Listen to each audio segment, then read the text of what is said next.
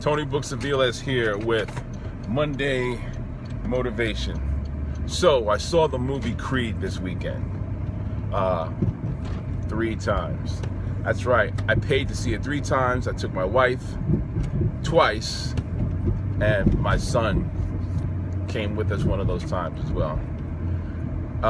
Very moving motion picture, and I really believe that one of the reasons why the legacy associated with this movie is so powerful amongst the people who appreciate it, or should I say not the movie but the franchise. It's so powerful because it really taps in to, I think, what people really want their lives to become.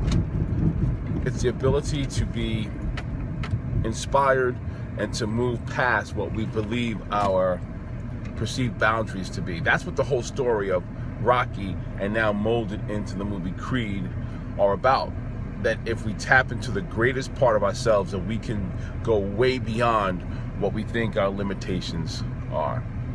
And there's so, first of all, I love the movie. Obviously, I saw it 3 times during the Thanksgiving holiday. And there's some really poignant lessons in there.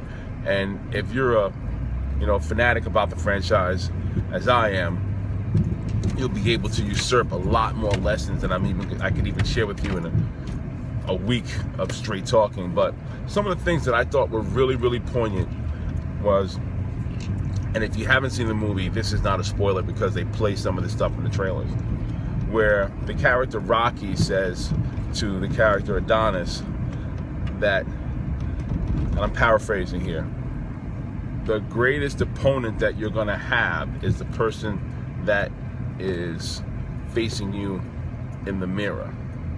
And that's the person that you really have to overcome. He said that's true in boxing, and I believe that to be true in life. So true. What a wonderful, wonderful line. When we think about that, most of the time, who and what is holding us back? 99% of the time, it's us.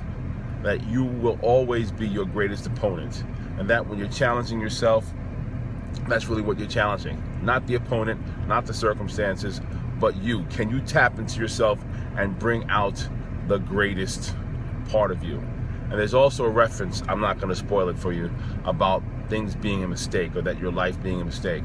And during the time period that I'm recording this, the holiday season, Thanksgiving is just completed and we're heading into the Christmas season and the New Year's.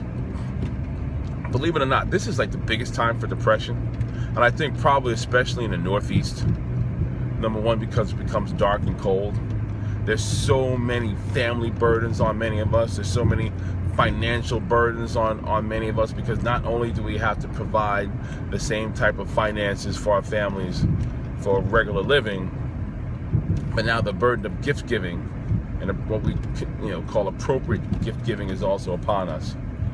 So it's very easy for us to start feeling like, wow, I'm so challenged, my life is a mistake. Well, your life is not a mistake. You're here for a purpose, you're here for a reason. And if you feel like you've made mistakes in your life, those mistakes are simply lessons. That's all they are. So now's the opportunity to, during this holiday season, which is the end of the year, to reflect upon what it is that I did, what it is I accomplished, how can I move forward and build upon what I accomplished, and also how can I move forward and take those accomplishments and even learn from the mistakes that I've made and build upon those and move forward.